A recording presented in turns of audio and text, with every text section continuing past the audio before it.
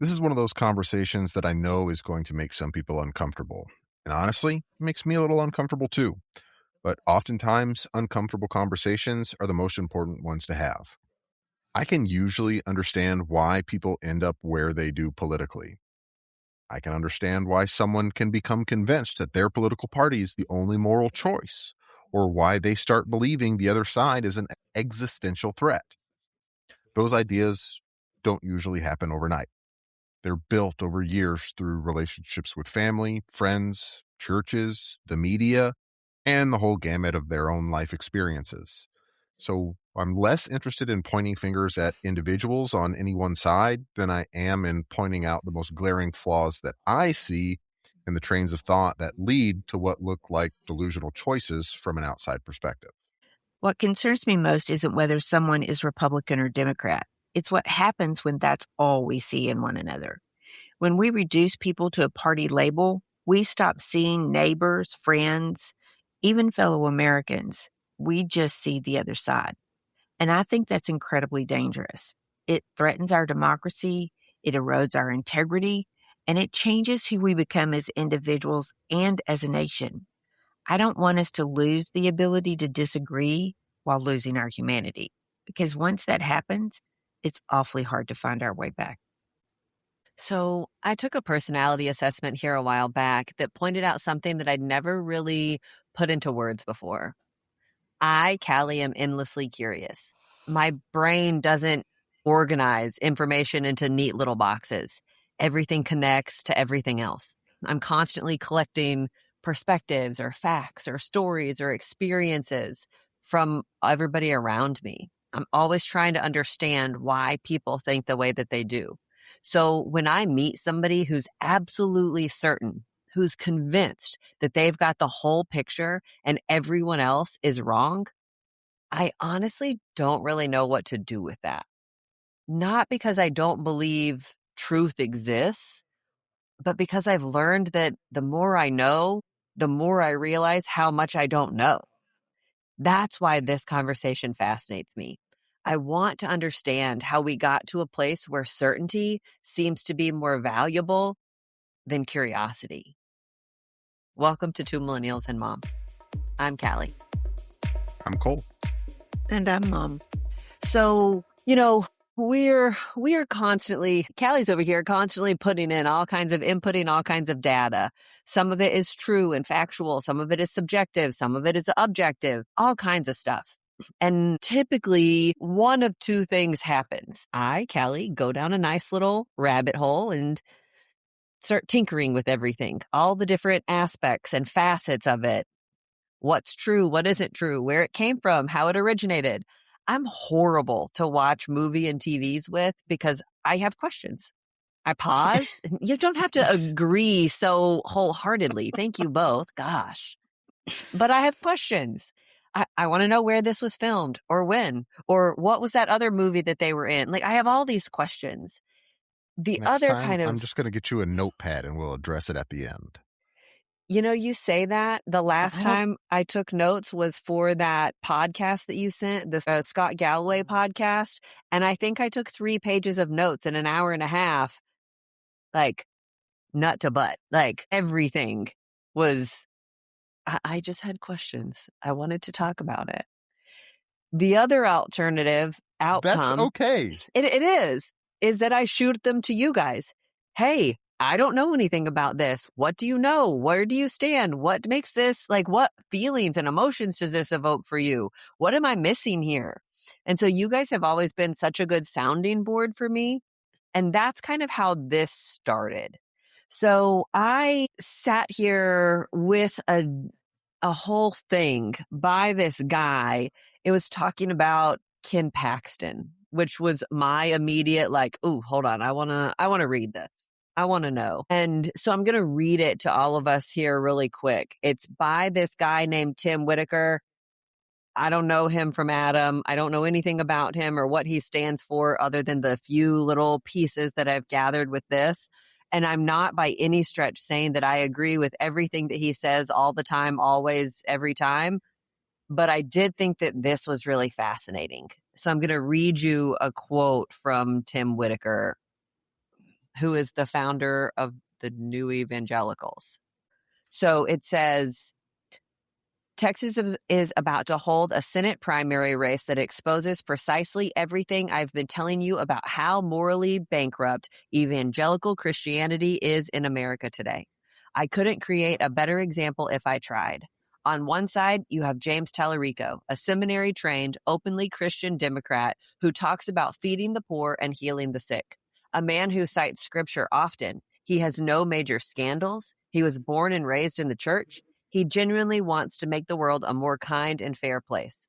On the other side, you have Ken Paxton, a man who has had 2 affairs that led to the destruction of his own marriage, was accused of bribes, let a pedophile escape any kind of consequences, and was impeached by his own Republican colleagues. I'm not exaggerating. Despite Paxton's laundry list of scandals, evangelical leaders, without hesitation, without embarrassment or shame, are going to bat for the corrupt one while comparing James Tallarico to Satan.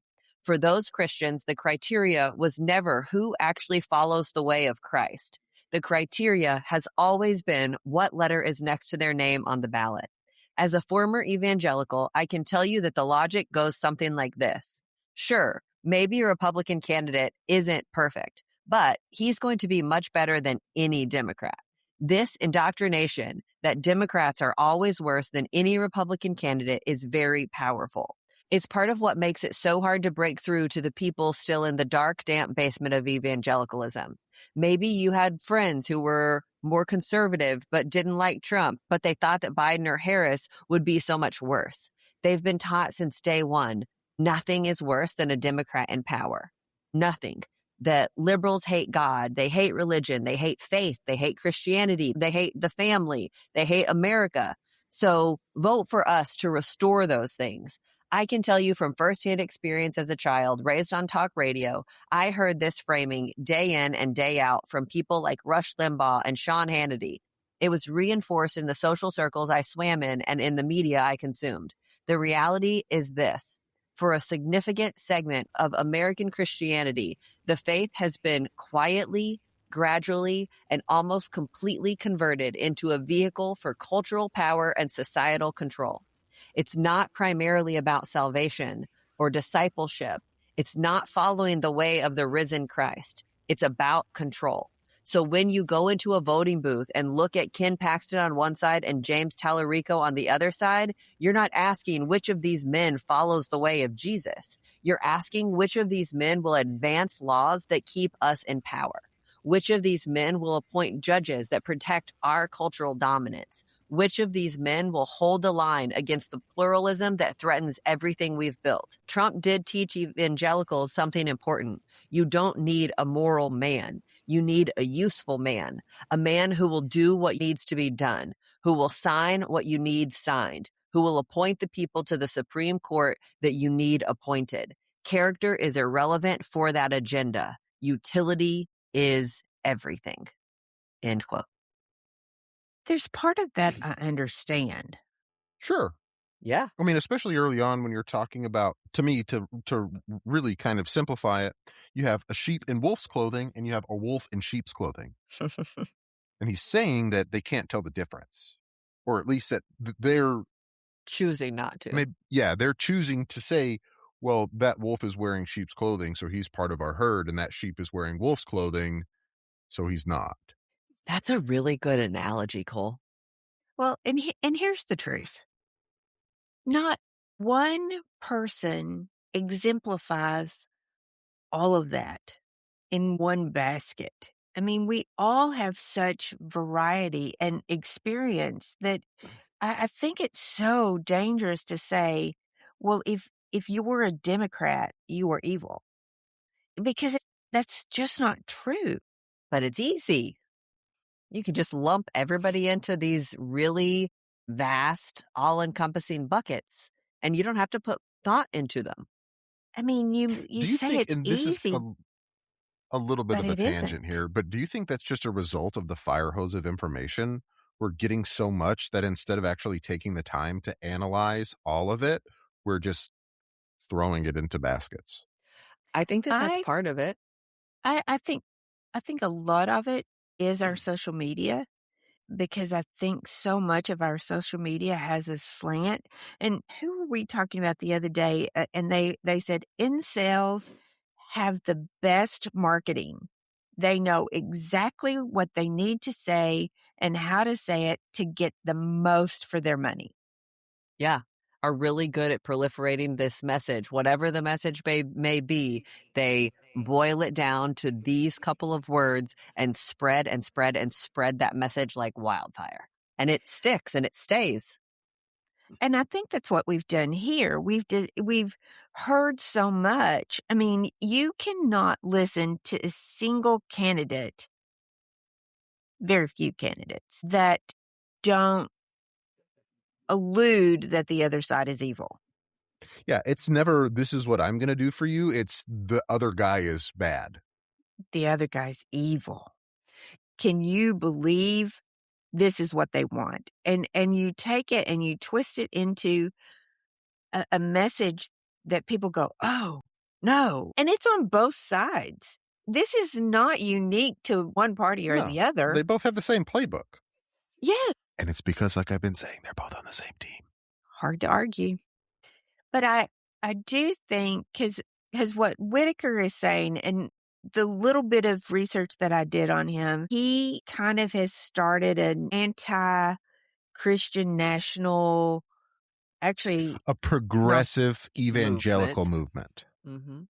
yeah, they're calling it evangelicals in some places, because he does believe that we've moved so closely to this Christian nationalist Agenda. mentality, or is that a mentality, or the story here, that we've lost connection to real Christianity, what it was supposed to be about.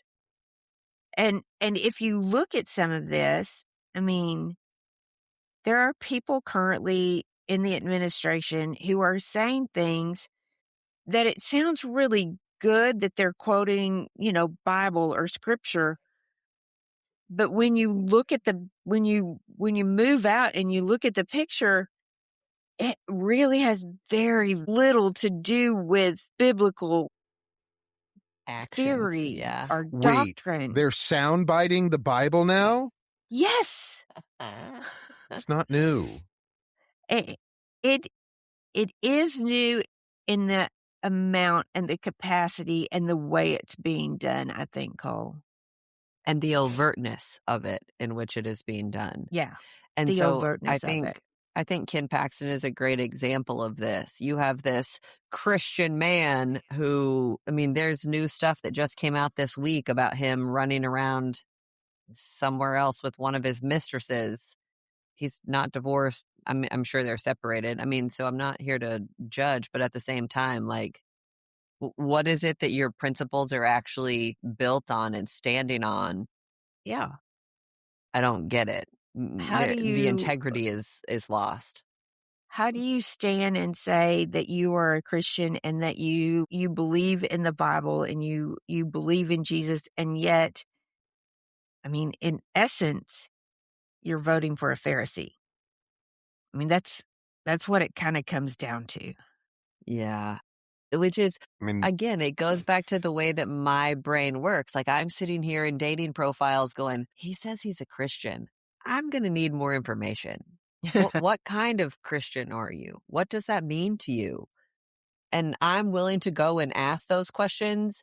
And I think that a large percentage of our population isn't willing to have the conversation, isn't willing to have the discussion or ask the questions. Because most of the interactions that they've had were on Facebook with a loud, crazy one. Agreed. And I'm not making excuses for those situations by any stretch. Sure. I mean, I think I'm just maybe more of a glutton for punishment. I'm trying to find them. But I guess, like, the next thing that leads me to in terms of questions is, when does faith shape our politics, and when do politics reshape our faith? Because I feel like we're in a weird time zone, kind of time warp right now, where, Cole, we were talking about this previously. How did you say it? You said it when we were sitting down to eat dinner. Like, you're going to vote with with your In accordance with your faith. yes. And that part I can get. I still have questions about it, but that part I can get. But at what point do you have to recognize that your voting is dictating your faith? Well, and I'm going to point out here, there's a distinction between your faith and religion. Yes. Yes. And so if you want to be religious, that's But a not set of everyone makes that distinction. agreed. But I think it definitely is. And I think that comes down to religion is a set of rules where faith is a set of beliefs.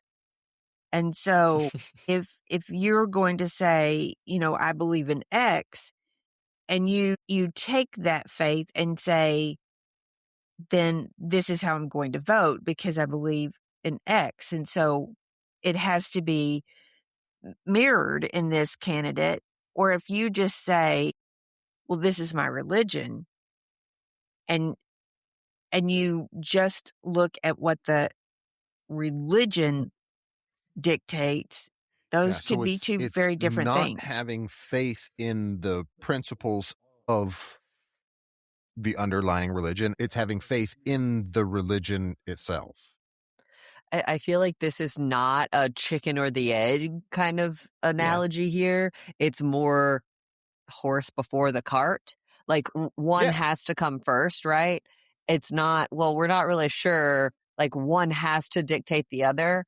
And I feel like if you're being really honest with yourself, no matter what your religion is, no matter what faith you claim to hold, your faith, your religion has to dictate your politics, not the other way around. I think it's too corrosive for politics to dictate your faith. That could be Too true. I mean, turbulent. from a realistic perspective, I agree. But when I go back and I say that this isn't new, this happened across Europe for 1,000 years. I mean, it literally got to the point. Kings were the heads of their churches, and the Yeah. reason they stayed kings is because they got to interpret the word. Popes acted as kings So because is they got to interpret the word. So that was them converting faith into their policy. And because they got to interpret it, they got to dictate whatever policy they wanted effectively. But again, I right. think that's religion and not faith. Right. But it's pretty easy to confuse the two if you're not Poorly looking educated. diligently all Yeah. the time.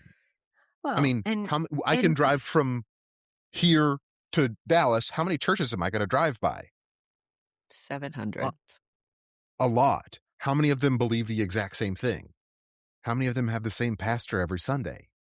Now, do they believe similar things? Probably. But how many of those pastors are going to disagree theologically? Probably a few. there's not a convention that I've ever heard of that was based on a group of believers that everybody agreed. It just doesn't happen. So is that That's just religion, not faith. Right. is that just is that human nature and we're just bound to fail? I don't think it has to be a failure. Yeah, I don't think it has to be bound to fail. I do think that's part of human nature. But I think that if you look at any religion, every religion, eventually they're pushed to the point of failure. And that's not to say that they don't carry on, but that it doesn't work or doesn't make sense. It doesn't have to evolve into something new. I'm not sure that I can go there with you, but I here's what I've been thinking kind of in the background. I was born in the Bible Belt. I grew up in the Bible Belt. That was what was around me. That was what I understood. That was what I was taught. Same. There are other people who were born Hindu or born Muslim, and I don't have the exposure to know what either one of those is like. So I can sit here and say that I'm the only right one, but I really have no basis to know that because I don't even know what theirs are. And I'm only who I am by the luck of the draw of where I was born. I mean, The circumstances of your existence.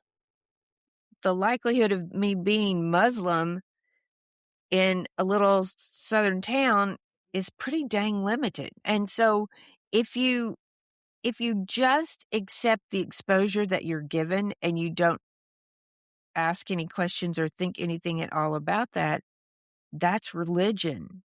That's That's not having faith necessarily. So having faith doesn't eliminate the ability to ask questions. So I'm sitting here mentally quoting scripture.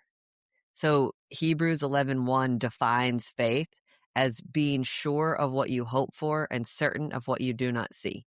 And I just sit here and apply that definition in this conversation, in this context, and it kind of helps. in what way do you think it helps? Because I'm sitting here thinking You can't you ask can that take and question apply because the that. answer sucks. Why? Because it isn't real until it is. You lost us. That is what faith is. It's like that. It's like that analogy about, or there's like an old story about, well, I believe in trees because I can see trees, and I believe in this because I can see it. Well, do you believe in the wind? No, but I can feel it. That doesn't make the wind not real. And I just think that faith is believing in something that isn't real, air quotes, until it is. And maybe that until doesn't take place until the afterlife. Oh, yes, I am walking through the gates of heaven, going to meet my maker. Like whatever that may look like for you, it isn't real until it kind of too late for it to not be real. Yeah, until it's realized. Religion is rules and identity and community and lines of thought. Faith is believing in it. I think it's the hope and believing in it, but I come right back. You can use that quote, and it is a biblical quote, but it only applies to Christians? I don't think that it does. That's why I specifically called it out as a definition. The Bible just happens to define it, in a way that makes sense in my brain. I mean, but that could be depending on how you feel about the Bible, which I am not the number not one. What we're here for today. Yeah, not what we're here for today. I mean, but like it could be the difference of reading Webster's dictionary versus another one that I can't think of the name for right now. Urban Dictionary. No. That works. I mean, okay. I mean, it works in the analogy, but yeah. So I get that, and that's a really deep topic, and we've tangented here a little bit, but we're talking about Shocker. Tim Whitaker. Yeah, was his name, who is a progressive evangelical, T&E, the New Evangelicals, a progressive evangelical movement. And the point is to move away from the traditional conservative, patriarchal, hierarchical, easy for you to say, organization structure of the traditional Western Christian church, right? Yes. But that's the point.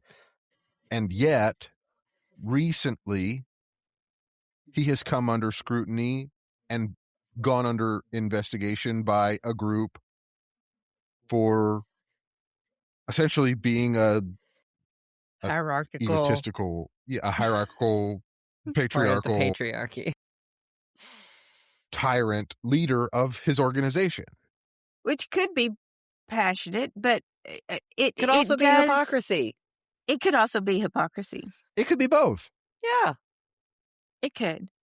I mean, but I mean, just to bring this back around, again, if we're going to use our religion to identify who we can associate and who we can vote for and who we can trust and who is the enemy, then it feels like something is off on that.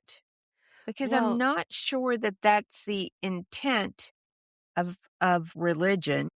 Well, first of all, I want to point something out here real quick. If you are a follower of Christ, who is the enemy? Because it's Satan. certainly not other people who aren't followers of Christ. But I don't think that the enemy, I guess it depends on which theology you're going to go with. But if you were talking about Christian A Followers of follower of theology, Christ. It would if be you're talking Satan. about that, then I don't think there are enemies. I mean, No, explicitly in the Bible, there is the enemy, Satan. sin.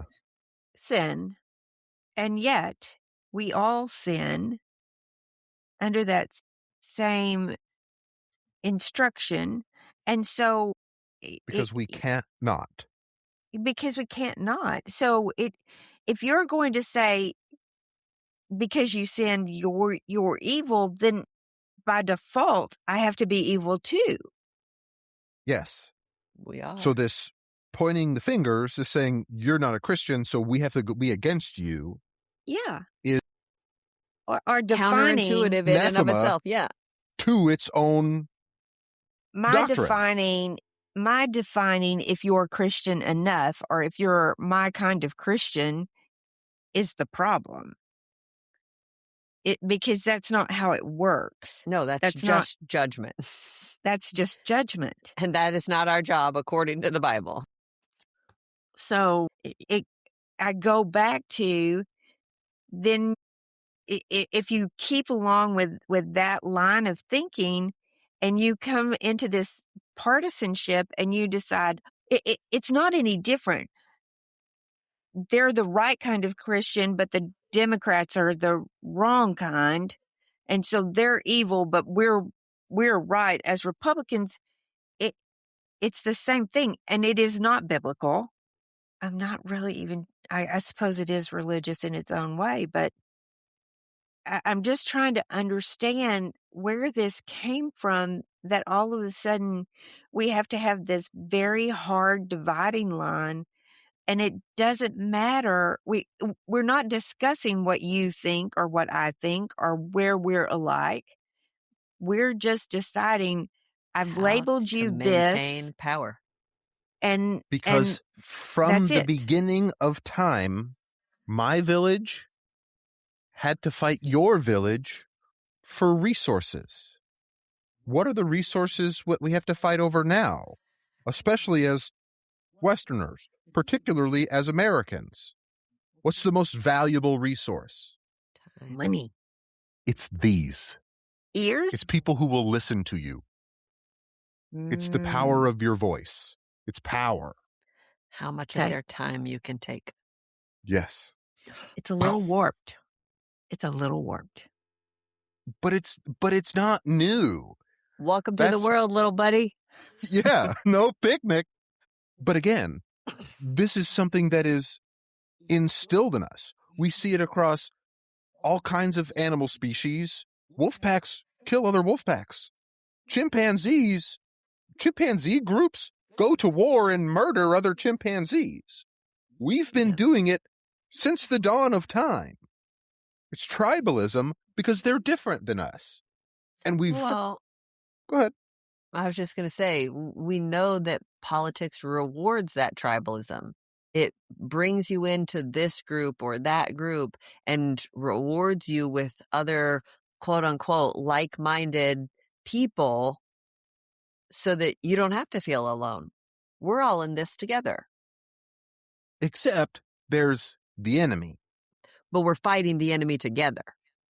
Sure, we're fighting the enemy together. The blues are fighting their enemy, and the reds are fighting their enemy, and there's two enemies. So, 50-50 shot of people hating each other. But here's the deal. We're deciding who the enemy is without even knowing them.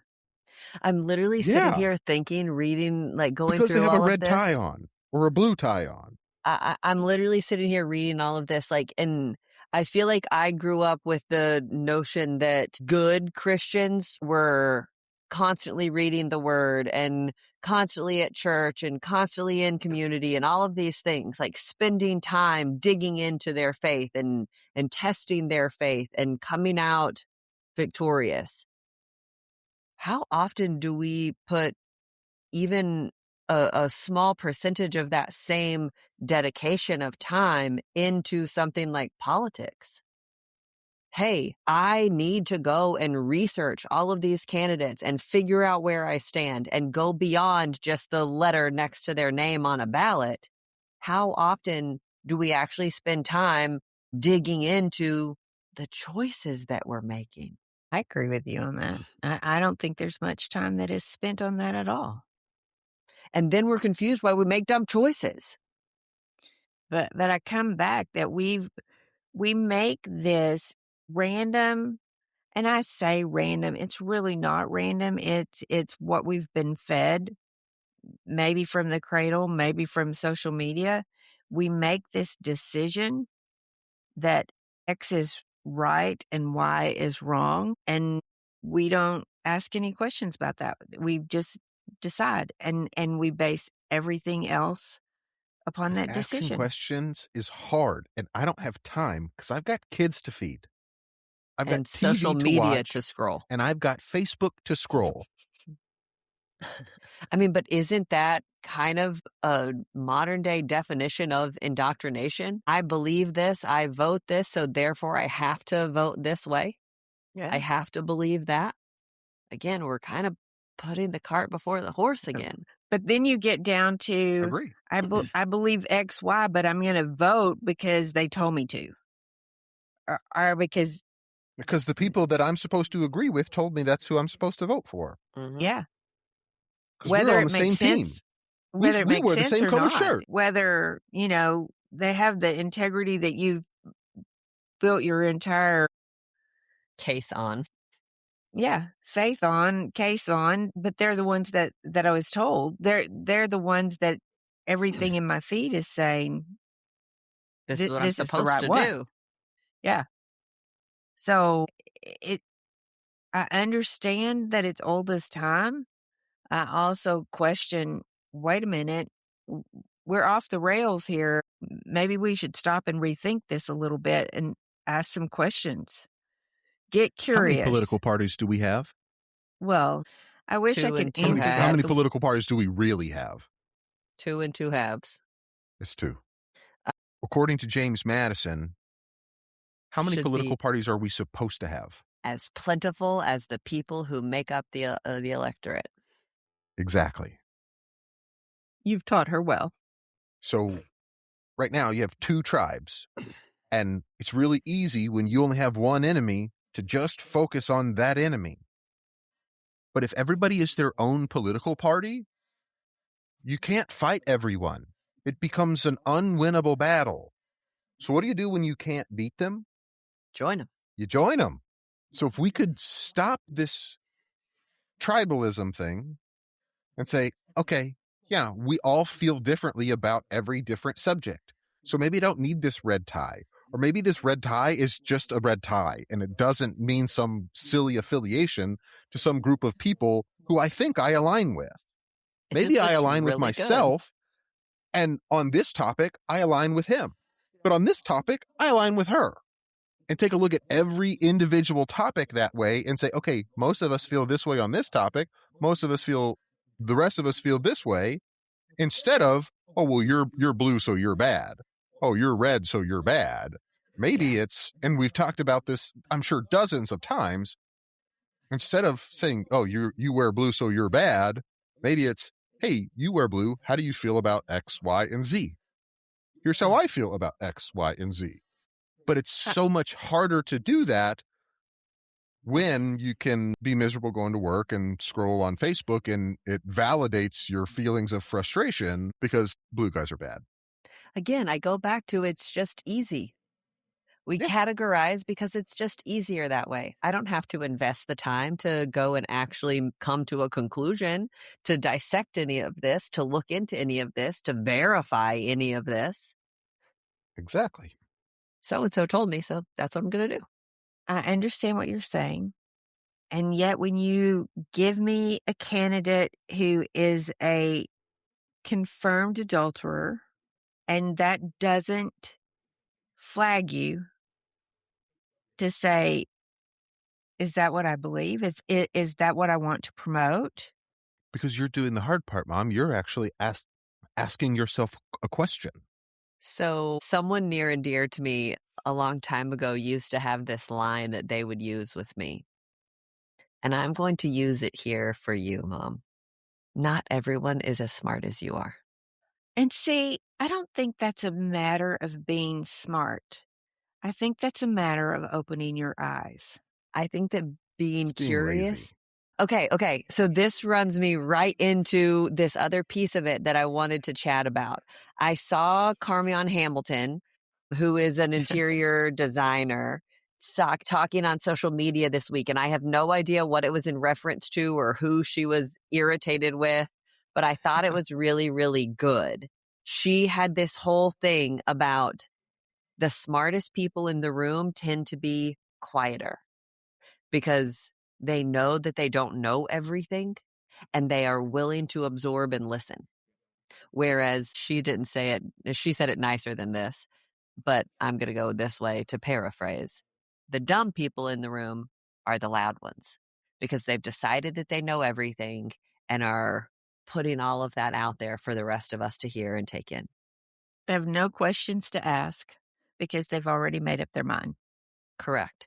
And so going right back to the point that you were just making, you know that you don't know it all. You know that you have to ask questions. You know that you have to go dig in and do some research to figure it out. You know that that's going to be hard and time consuming. And you know that sometimes that's going to result in you disagreeing with people that you care about. Yes. And you also know, because this is all of us in this understood you here, you also know that sometimes you're going to be lazy. That's true. Amen. Because Yeah. we all do it. I don't want to invest the mental capacity to take this on right now. So I'm just not going to. We But all if you're do going it. to do that, don't participate. Don't go shout from the rooftops that you're right. Yes. That is the truth. I think that it just requires, for me, intelligence requires the ability and interest in being curious. Very much so. Yeah. Because if you're not curious, how are you going to accumulate the knowledge to be intelligent? Yes. Speaking of intelligence, Cole, do you want to tell us about Mike Johnson? Oh, you sure you want to? That's a can of worms you want to open right now? I totally do. I will prop you up on your soapbox. I don't know. To be perfectly honest with you, I've been pretty lazy when it comes to Mike Johnson because he really annoys me. The sheer smugness of his persona, his extremely punchable face, his arrogance drives me up a wall. So I don't really follow him closely or give much credence to anything that he says because I just really don't like him as a person. I don't know that much about him as a politician. I know he wears a red tie, but Are you I don't really judging him care based what on color that? tie you wear. If you wear a colored tie to represent your affiliation, I'm probably going to discount your opinion by a pretty significant amount. Okay, I'm just going to blow you out of the water here. In the video that I saw with him discussing the Democratic Socialist agenda, he has on a blue tie. It's metaphorical. You know what I mean. I'm just saying. If you have an R or a D next to your name, Yes. I'm It's probably going to marketing. discount a lot of what you say. Yeah, and I don't care for marketing very much. It literally, whether it's the color of your tie, whether it's the day of the week that you speak on, whether it's the letter that's next to your name, you are leveraging all of those things to to have a foothold into this opportunity or this group of people. That's all it is. It's marketing. I think the thing with him that you're trying to get Cole to say, so I'll jump in and say it for him because he doesn't want to, is as you listen to Mike and he goes through, he was reading and he said, they put You this on just the want to paper. dunk him in a bucket of water? Yeah. But what he's saying, we're all, a large majority of us are in agreement. It's not like Yeah. what And he's that's the trying thing. to make so fearful and so awful is really there. And you just want to look at him and go, do you hear yourself? Yeah. I Do, don't think Now, that went the way you don't get me expected. wrong. There are some things on the Democratic Socialists of America agenda that are concerning. Sure. I don't necessarily agree with them wholeheartedly, but what he starts off with and what he is so apparently appalled by is something that A, most Americans agree and want, and like B, abolishing the electoral college. ranked choice voting and representative democracy. How dare we? And like, I'm not a socialist, but representative democracy sounds pretty good. Ranked choice voting sounds pretty good. But that's the thing. You have the capacity to be curious about it and to pick and choose pieces to make up your mind because you're not ignorant. You can say, hey, I like and value and appreciate points 1, 2, and 3 while completely disagreeing with 4, 5, and 6. I don't have to discount everything in their agenda just because we don't have the same Right. letter next to our name. Right. And you don't have an agenda. I mean, I could still have an agenda. We all have an agenda. It may be more or less self-serving, but we all have an agenda. I think that's valid. I think that has a tremendous amount of merit, personally. Okay. There are things that I want to occur. There are things that I am willing to do to make those things occur. That is an agenda. Again, I go back to the map analogy that I've used in the past. We can all say, hey, we're going from point A to point B, but there may be a million different ways to get there, and it doesn't make any of them wrong. Some of them may be wrong. Some of them may be dangerous, or some of them may take longer, or some of them may lead you through a bad part of town, like whatever it may be. But it doesn't inherently make it wrong just because your way to get there is different than mine. Oh man, he gets on my nerves. I do Okay. think that we need to remember, though, and kind of go back to the fact that we're sitting here having this conversation kind of, I am not trying to sit here and defend Mike Johnson by any stretch. I agree Better with you, not. Cole. He's a moron. But I also want to be very clear that we're not sitting here coming for conservative Christians or this group No. or that group or whatever it may be. Because We're there are just- things that we agree on. Yes. But we are trying to have a conversation to delve deeper into what do we agree on and what don't we? What Just because is I'm not a interesting conservative Christian doesn't mean that you should be afraid to have a conversation with me. about conservative Christianity? Like, all of these things are up for debate and discussion and tolerance. I can have a conversation with you and disagree with you while still respecting you and your beliefs, even if they are not mine. Sometimes. And I may get frustrated and I may Mhm. lash out and say, "What are you talking about? You're an idiot." Or a smug bastard. That too. I mean, but if we're not willing the to worst have of them. that He's the conversation, top of the pecking order in smug bastards. if we're not willing to ask questions and if we're not willing to listen to the person on the other side of us, we're in trouble. And here's the thing, Mike, I'd talk to you. I'd sit down and have a conversation with you, and it would be very likely that I'd call you an idiot at some point. But I'd still You at know least what? I attempt don't to think listen you to what you have to would. say. You know, the reality of that, Cole, is that I don't think you would. I probably would. Yeah. At the Mom, very least, I am after he's much gonna more walk out of the reserved with room. you than I am with most people. But can't you see Cole walking out of the room and being like, "That smug bastard." Yes, I can. But I also think that he would be willing to have a conversation with him. Yes. Sure. And he might go, "I 100% disagree with you on this issue. What can we find that we do agree on? I'm gonna agree with you on X." And that's the thing. There are lots of things that Mike Johnson and I agree on. They're I just still think he's an idiot. I still taking think he's different a smug routes. bastard. Yeah. That's kind of the whole point of the conversation, though. It just feels like we've lost a measure somewhere here of being able to listen to each other. We've gone so far to this generalization. Yeah. I don't dislike Mike Johnson because he's a Republican. I don't agree with being a Republican, but I don't think he's a bad person because he's a Republican. That's not the No. point. I don't dislike people because they're Democrats. I dislike them because of the policies that they do and don't agree with. I think I'm gonna dislike you if you just continually say stupid things. I mean, Cole has said for that's a years, "I fast hate track for stupid me. people." Yeah. Yeah, that'll do it quick, fast, and in a hurry for me for sure. But even then, I would generally at least attempt to have a conversation. Everybody gets a try. Yeah, you kinda have to prove to me. How many tries? I It don't know. depends.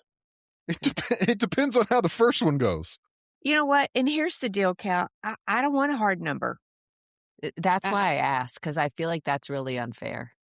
I don't want a hard number. I don't wanna say, "You get 3 chances with me and I'm done." Yeah. I mean, sometimes that's Now, gonna be the there are truth. some things you only get 3 chances about. Sure. Yeah, and if you are completely unkind and smug and continually say Dense. stupid things, I'm Dense is a pretty great much word. gonna be done.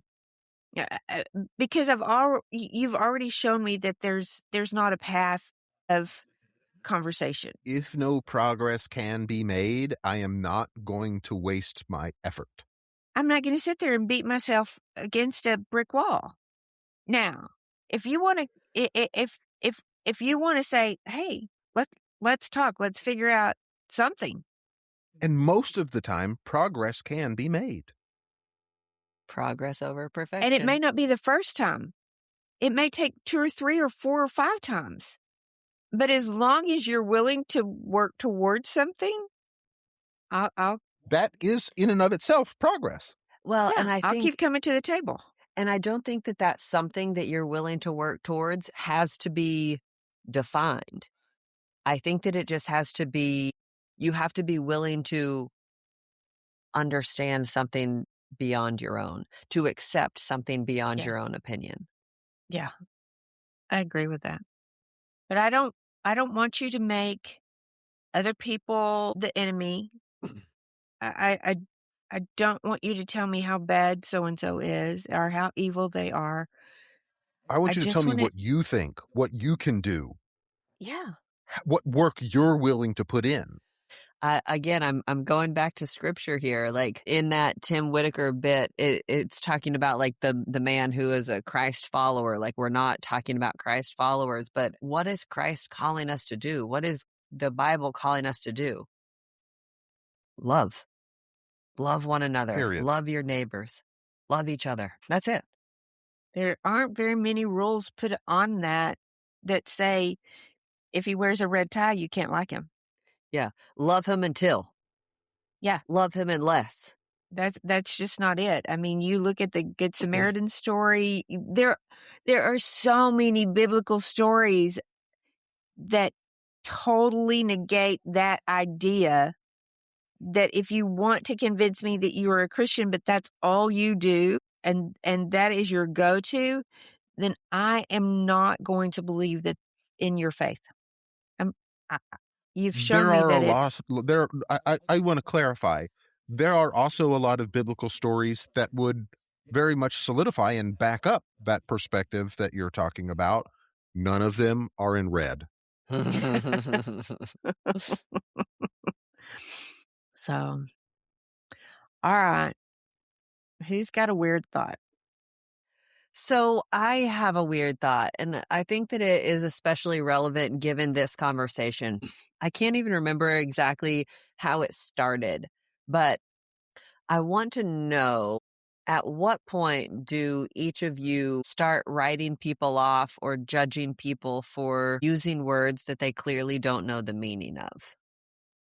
Fast. I think it depends on how much they entertain me in the course of doing that. That's fair. Oh. Generally, I don't find it that entertaining.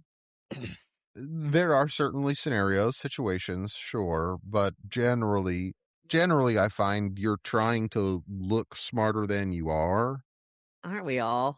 Sure, But I understand you're it's saying that there's a difference when different. you're trying to use large words and big vocabulary to make yourself look and sound more To puff important. up But your if you chest. don't know the meaning of those words and you misuse them, you're kind of shooting yourself in the foot. Yeah, if you're doing it to try and hide your own stupidity, it is counterintuitive to your efforts, counterproductive to your efforts. For sure. And that just gets under my skin. And have I ever You used a know how word I am with wrong? stupid people? I do it all the time. And then I go back and I look it up and I say, I used that word wrong. And then I go back to the people that I said it to and I say, hey, sorry, I used that word wrong. This is what I meant. Yeah. I think for me as a mom, one of you will go, that's not how you use that, or that, no, mom, don't use that word again. I remember using one Different the other things, day and but y'all went, don't use that word again. what was it? I can't tell you on this. I was trying. It was I'm, worth a shot. I'm not allowed. She's learning. She's learning. We're all learning. Goodness. But I mean, seriously, some of the funniest things that you guys said as little kids when you were trying to use words that you were That's just learning. different. That's little kids. No, That's different. it's not different. They're We're barely even all people yet. I mean, you just have to look to see if they're You just give them learning. more And of a pass. You give kids more of a pass than we do as adults. yeah. You should be old enough to know that irregardless is not a word. And that a lot And is yet too. it is used all of the time. That's one of those ones that just Man, I get so mad at myself. I have it's just a habit when I'm typing on a keyboard. It's always apostrophe RE. And every time I'm just like, damn it. I have to go back and I'm like, I'm sorry. I know the difference. It's muscle memory. I'm really sorry. I'm not an idiot. Sure, Cole. Sure. Just muscle memory. we need a good news story. Who's got one? Oh, I have a sweet one. So a TikTok went viral called Take Your AirPods Out. AirPods Out, I think is what it was called. And it turns out that a girl has been traveling. She gets on a New York train. She's just trying to get home. She's got her earbuds in, not communicating, but she hears this person speak to her. So and I can see this because I know how I would do it. I would remove that earbud and go, yes. And she asked her just a general question, where have you been? And so she answers her and she puts her earbud back. And Socialize. then the woman asks her another question. And don't you know, she's just thinking, do you know? Because Stop talking to me. Stop talking Alone. to me. Do you Stop not talking to see me. these earbuds, lady? Yeah. But she ends up I'm the same way. taking her earbuds out and finding out about this sweet lady. She was 81 years old. She had become a widow at, I don't know, when she was young, in her late 20s, lost her daughter. She'd moved from Puerto Rico 70 years before, had never been back. Uh, I mean, and she just, and this girl had just come from Spain, and the lady was like, oh, I could never do that. That would just scare me too much to travel like that. And she said, well, I'll go with you. You decide you want to go, you call me and I'll go with you. Which she said at the time she was saying it, she's thinking, why are you telling her this? And at the same time, she's like, I would do this. I would go with her. So over the course of the train ride, Maria, the lady who's 81, shared pieces of her life. And eventually Molly, the young woman, goes back and she posts this video about meeting Maria on the train, and it goes viral. And she calls Maria and she goes, "Oh my gosh, we went viral." And so it's that mentality of taking an opportunity and making something of it, even when it wasn't what you really planned to do, and That was against what you wanted. against what you wanted. But I mean, these two, a 27-year-old and an 81-year-old, have become such good friends that they meet on a weekly basis. And Molly shares videos called Mondays with Maria, and they've decided to take a trip, and they're going. I think she's taking her back to Puerto Rico. They're going to see if they can find any of her relatives. And here's the fun part. Delta has jumped in and said, "Hey, we'll foot the bill on the tickets." And Hilton said, "We'll make sure you get a reservation in a nice hotel." And this one has said, "Hey, we'll cover your Uber so that you can get where you want to go." And so next month they're traveling together to go back. And she's doing it with Maria to keep her from being scared and from, not knowing what to do, because she's never never traveled like that on her own. Two friends that far apart in age over a conversation. And even Maria said, "I don't know why I asked. I don't know why I started that conversation. I just needed to." And all of these good and great things have come from two questions asked to a lady with her earbuds in. Because somebody was willing to listen. And somebody was willing to ask. It takes both. Yeah. It really does take both. So I hope they have a fabulous trip and that we get to hear more about how they did. That'd be awesome. Fun deal. Commend them both. Curiosity over convenience. I So love it. Good message. I love you guys. be nice, ask questions, listen. I don't know about the nice part. We'll see. Love you y'all. guys. Love you.